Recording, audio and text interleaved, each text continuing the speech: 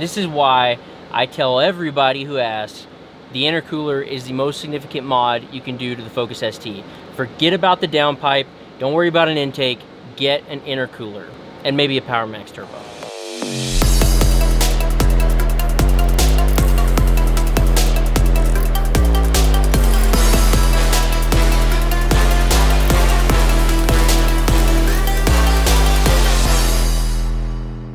What's up guys, I'm Alan with Edge Autosport. It has been a minute since we have uploaded a video to YouTube. I'm very sorry about that, but I do have to thank you guys. The reason we have not been super on top of the YouTube stuff is because we have been so busy, and I have been super busy with e-tuning. I just want to thank you guys for the business and for letting us be a part of your builds. Now to the video that we are uploading. This is going to be about our Focus ST, Project Half Send. It is going to take a slightly different direction than what we were planning on doing, mostly just because of the availability of the Garrett PowerMax turbo. We thought it would be really cool to have an OEM Plus upgrade for the Focus ST, and we think it is probably a good option, and today we're going to find out. I'm going to be installing the PowerMax turbo from Garrett on this Focus ST. We're going to throw it on the dyno, and then we're going to tune it, and we're going to just see exactly how much you get from the turbo on an otherwise completely stock ST. We still have stock intercooler, we still have stock downpipe. We are going to keep those things for the first part of the tuning, and then I'm going to throw on a intercooler because I think that's going to be the weakest point of this build with that turbo. It's the weakest point with the stock turbo also. It's going to get tuned with both the stock intercooler and the intercooler, and we're going to see what we can get out of it on 91 octane and see what kind of a OEM Plus setup that turbo could make for. Anyways, I hope you guys like this video. Let's hop into it. Okay, so does that work? Do you know where the turbo's at? No? I actually don't. I think it's over there. Let's go find a turbo. Well, this says Garrett. Now we're doing an unboxing. All right guys, since we're not actually going to be doing a how to install video here, I will at least do an unboxing for you. I hope this is the right turbo. Oh yeah. So here we have the Garrett PowerMax turbo. It's like stock style bypass valve. I think I remember reading that this is more designed after the Focus RS valve, if I remember correctly. I got the boost controller already plumbed and ready to go. So this is just going to connect back into the stock system, just like the stock turbo. It's really cool. We also supposedly have a Turbo Smart Wastegate Actuator on the way, and I'll be installing that if it gets here in time. If not, we're gonna run with the stock canister.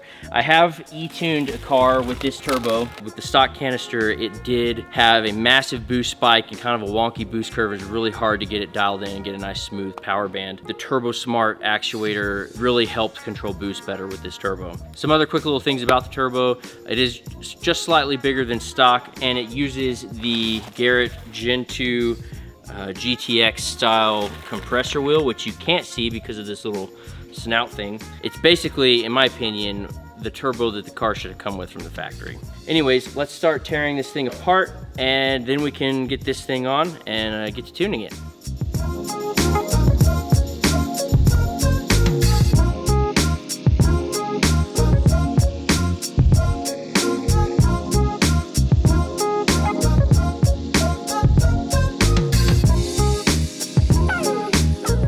Thing that I do want to put on the car along with this turbo is we're going to leave the stock intake on it, but I'm going to throw in the Cobb filter in the stock air box. That's really, like, as far as intake mods are concerned, just upgrading the filter is probably the most you need to do. The intake tubes on bigger turbos, when you have that less restrictive, larger diameter intake tube, that does help with bigger turbos. I don't know if this turbo is big enough for that to really matter all that much, but we are going to at least run the Cobb filter, and probably need a new filter anyways. And I don't care what JP says, if we had one of those Cobb red line intakes laying around right now, it'd be going on this car.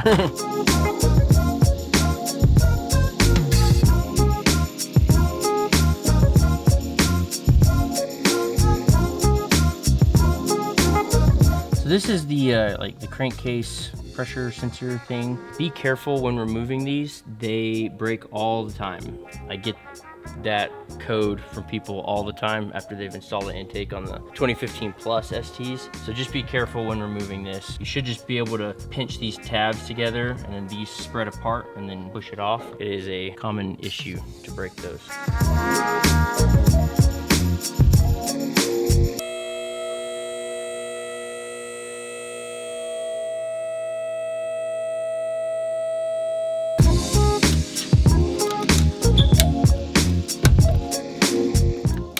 Is this magic?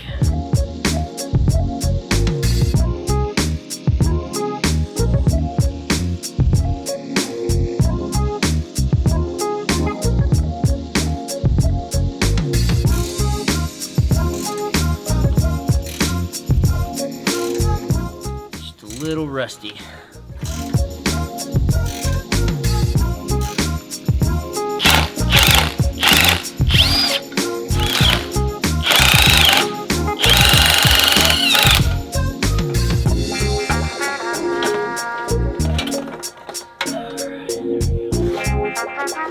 Stock down pipe.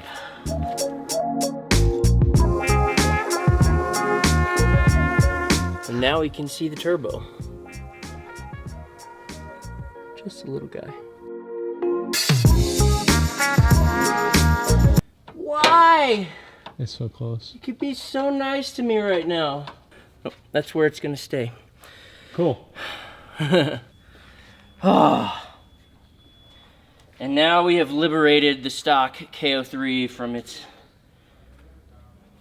captivity. Feeling good, buddy? Feeling great. Okay, so the stock turbo is out. The Garrett turbo is getting ready to go in, but we are going to have to pause here because I do want to put the Turbo Smart actuator on, and that did not make it in today. We think it's going to be in tomorrow, so we're just going to have to wait and do that tomorrow. So I am going to upgrade to the Turbo Smart Wastegate Actuator because I like the boost control that you get from the actuator. It's not necessarily to run more boost, it's just to have better control over the boost. This is really cool. It comes with the boost control setup already plumbed and everything. That's the biggest problem that I think most people have, is setting up their boost controller correctly. So this comes already pre-plumbed and we don't have to deal with that. So that's nice. And it also has the bypass valve in there. We're gonna leave this bypass valve as it comes from Garrett. We're not gonna upgrade that yet. JP's not even letting me put the Simposer delete on yet because we're gonna save that for another video. So while I wait for the Turbo Smart actuator to come in, I'm going to go let the air out of his tires.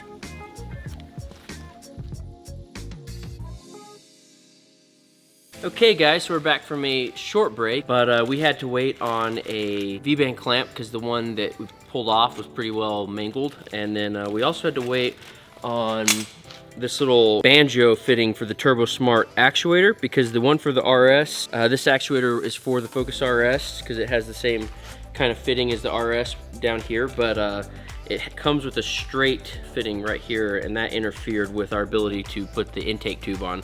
So we had to get this 90-degree Banjo fitting. But anyways, that's all hooked up and ready to go, and the turbo is ready to go back in the car, and we can get this finished and get it on the dyno.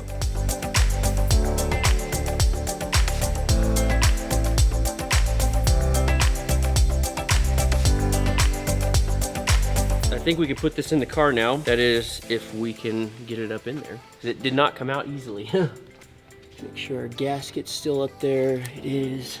And up we go. Turbo is hung. Nuts are going back on. Ready to make about 550 llama powers.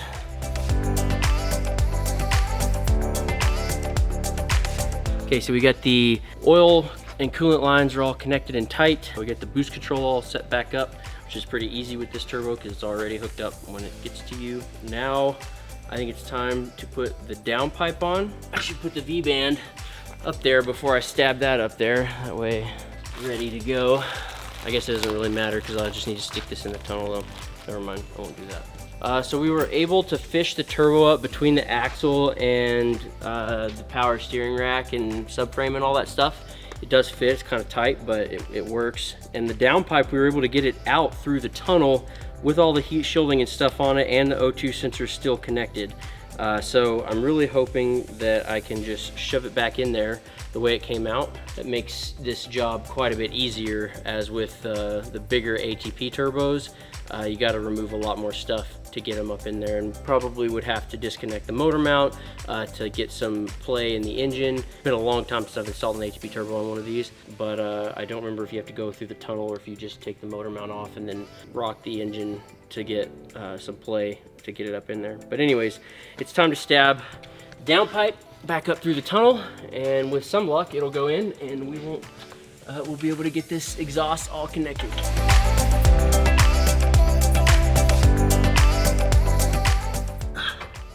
Exhaust buttoned.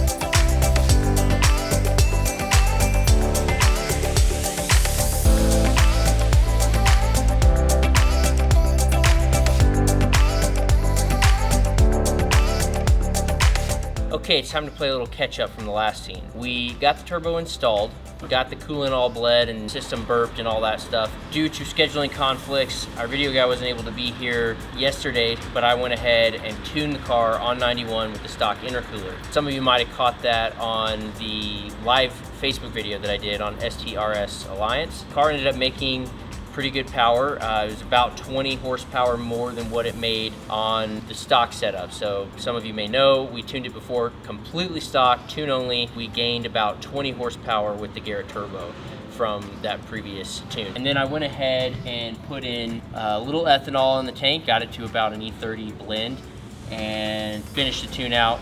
And final numbers were 367 foot-pounds of torque, 282 wheel horsepower. For only having the turbo and the tune, I mean, that's not bad. Otherwise, the car is completely stock, including the intercooler. And we are seeing some really hot temps. I'm having to taper boost off as far as I can on the PowerMax to try to keep temps under control. So my theory is we're going to see some power gain with the addition of this intercooler.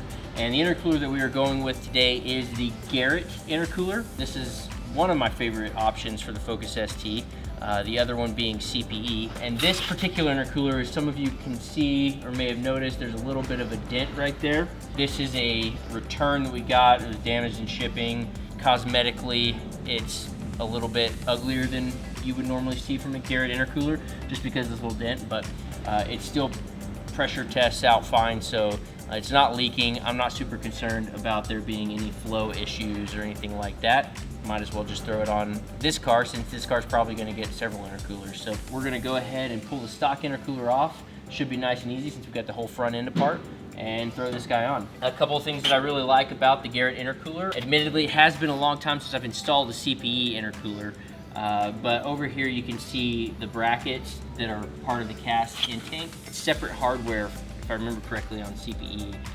Whereas here it's cast, so it's a little bit easier, I think, to install it. It's going to install exactly like OEM. Direct swap, awesome, I love it. I think it even reuses the hardware because I didn't see any hardware in the box. But now, let's go ahead and remove this stock crappy intercooler and get rid of our 180-degree charge air temps so that we can have nice, somewhat close to ambient temps and maybe gain some power.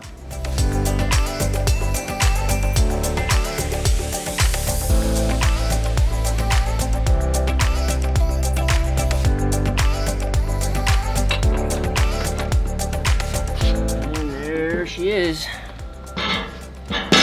just a little guy. So this is your active grill shutter system, which is good for keeping things nice and warm, and maybe aerodynamics, I guess. Better fuel economy, probably. It's got to come out to fit the Garrett intercooler. I never liked these anyways.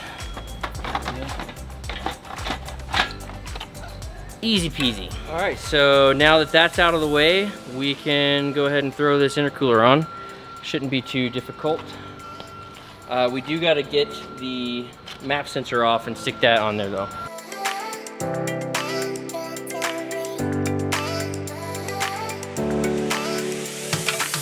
Okay, so what I said earlier about hardware not being necessary, I was completely wrong. Just testing you guys. We do have some hardware and some instructions there.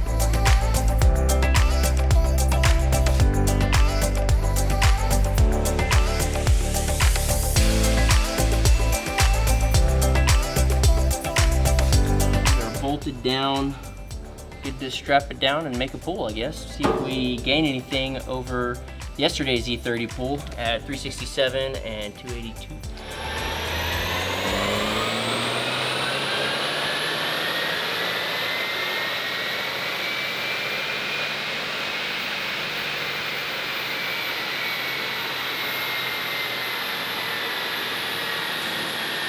All right, so we just did a pull. The only thing different from yesterday is we put the intercooler on. It's the same tune as yesterday.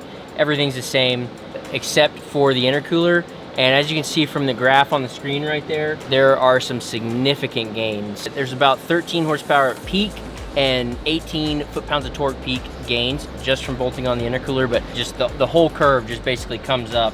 And I haven't even pulled up the data log yet. Let's look at that because I want to show charge air temps. Yeah, so we started at 92 degrees. Ambient temp is, it's about 90 degrees. And of course the intercooler was stone cold. It hasn't been ran before, so that's part of it. Started at 92 degrees. It climbed up and set about 93 to 94. And then right at the top of the pull, we were at 95. Whereas before we were starting at about 95 degrees. And by the end of the fourth gear pull, we were at 180 degrees. That is a massive, massive charge air temperature difference. The car just feels super smooth. And so now what I'm gonna do, because we have better charge air temp management, I'm going to target a little bit higher boost on the top end and see if we can't bring the power up some. I'd like to see around 315 to 320 horsepower, I think would be a really good place to be at. I mean, yeah, everything's looking good in the data log, so we're gonna see if we can't get a little more power out of this. And this is why I tell everybody who asks, the intercooler is the most significant mod you can do to the Focus ST. Forget about the downpipe, don't worry about an intake, get an intercooler, and maybe a PowerMax turbo.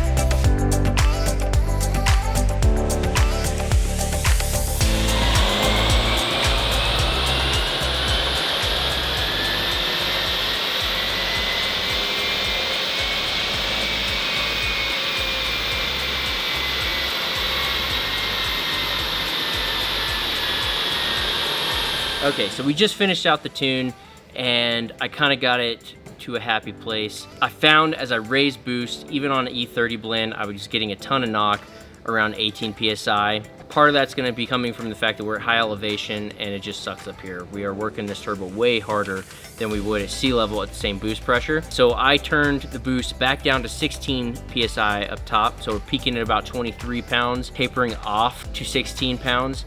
And knock all went away. It's happy as a clam. We ended up at 304 wheel horsepower and 391 foot-pounds of torque.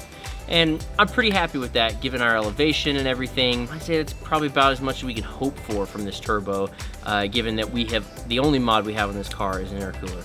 I do think, besides the turbo, I do think that with some other bolt-ons, we would probably see a little bit more power and we might be able to squeeze it up to that 320 mark that I've seen be the estimate for this setup. We will be doing that later. We'll be putting bolt-ons, some of the other bolt-ons later, and we're gonna show you exactly what those bolt-ons give you for power. For instance, if you guys are watching the live stream, like I mentioned earlier in the video, yesterday when we were tuning it, I went ahead and put in the Cobb air filter, just the air filter, stock air box, and we gained about 6 horsepower.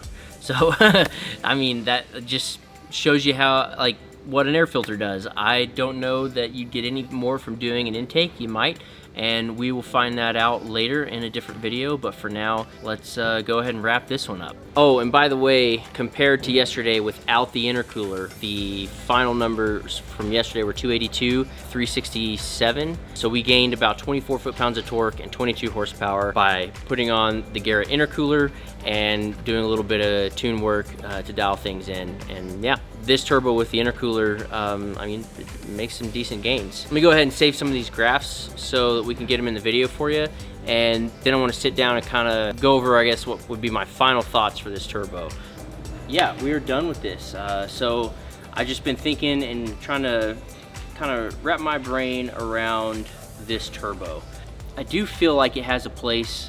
I do like it. I mean, typically at this altitude to get to 300 horsepower on the stock turbo, I mean, you gotta throw everything at it. You gotta have all the bolt-ons, every single thing that you can bolt on around the stock turbo, along with the internal wastegate upgrade, and then you have a chance at making 300 horsepower on the stock turbo at this altitude. I think I've only had 2 cars ever at this altitude that have done that. At sea level, I've had plenty make around 300 horsepower, but again, like I've mentioned before, we are working turbos a lot harder at this altitude than you would at sea level, so you don't get as much out of them.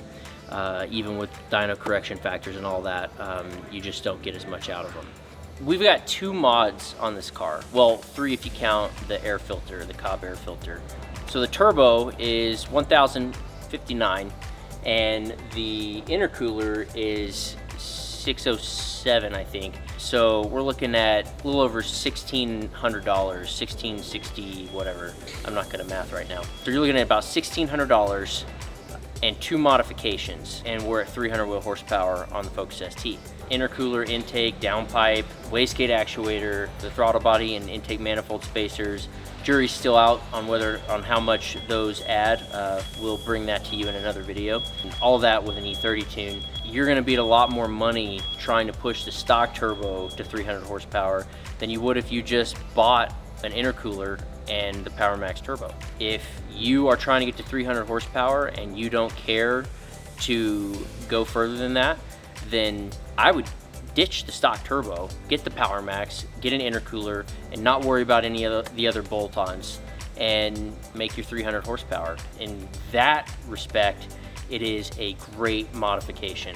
Otherwise, you're gonna spend a lot more money getting a lot more bolt-ons to try to get to that same horsepower mark, whereas the Garrett turbo, the PowerMax, is just doing it a lot easier than what the stock turbo would do. That being said, I don't think I would qualify the Garrett as an upgraded turbo. I feel like the PowerMax is an OEM Plus type of a setup. Basically what the car should have come with, I feel like, as far as turbos are concerned. I don't think I would call it an upgraded turbo, because if I was gonna upgrade the turbo, if I'm going from mid 300s, low 400s, I'm not looking at this turbo. Like this, it's not worth it for that. Like this is a 300 horsepower, reliably turbo. We could probably push it more. At sea level, I know it would make a little more, but at this altitude, I think 300 horsepower is probably it. If you're trying to get to mid 300s, this isn't the right turbo for you.